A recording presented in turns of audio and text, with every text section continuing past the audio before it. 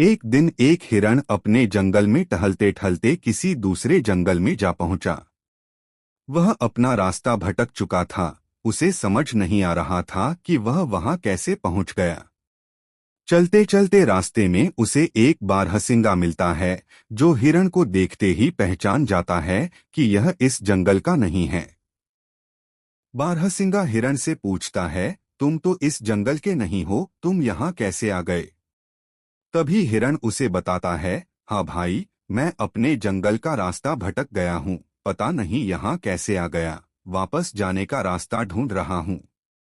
बारहसिंगा उसे समझाता है, अच्छा होगा अगर तुम जल्दी अपने जंगल वापस लौट जाओगे, क्योंकि इस जंगल में बहुत जंगली जानवर हैं जो दूसरों को मारकर खा जाते हैं। अगर तुम्हें किसी ने देख लिया तो मुसीबत में फंस जाओगे। इतना कहकर बारहसिंगा वहां से चला जाता है। हिरण मन ही मन सोचता है, यह फालतू ही मुझे डरा रहा है।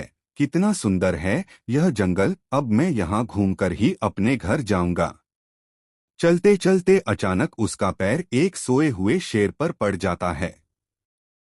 शेर उसे देखते ही जोर से गुर्राता है और बोलता है, तुम्हारी इतनी हिम्मत, तूने मुझ पर पैर रखा। हिरण बेचारा डर के मारे अपनी जान बचाकर तेजी से भागने लगता है। तभी शेर भी उसका पीछा करने लगता है। भागते भागते हिरण अपने जंगल के रास्ते पर चल पड़ता है, लेकिन फिर भी वह खुद को शेर से बचा नहीं पाता और शेर उसे मारकर खा जाता है। अब शेर को नए जंगल का राज मालूम हो चुका था। आगे जाकर उसने देखा कि वहां बहुत सारे हिरण हैं। यह देखकर शेर के मन में लालच आ गया। एक एक करके उसने हिरणों को खाना शुरू कर दिया। इससे जंगल के सारे हिरण असुरक्षित और डरे हुए रहने लगे। तभी उनके सरदार ने कहा, हमें कुछ करना होगा, नहीं तो शेर सबको खा जाएगा। तभी उनमें से एक छोटा हिरण बोला, सरदार, मुझे लगता है हमें 15 दिनों तक झाड़ियों में छुप जाना चाहिए। वह आगे कहता है, हम सब 21 दिनों तक भूखे रह सकते हैं, लेकिन मैंने सुना है कि शेर केवल 15 दिनों तक ही भूखा रह सकता है। अगर हम छुप जाएंगे तो यह हमें न पाकर यहाँ से चला जाएगा।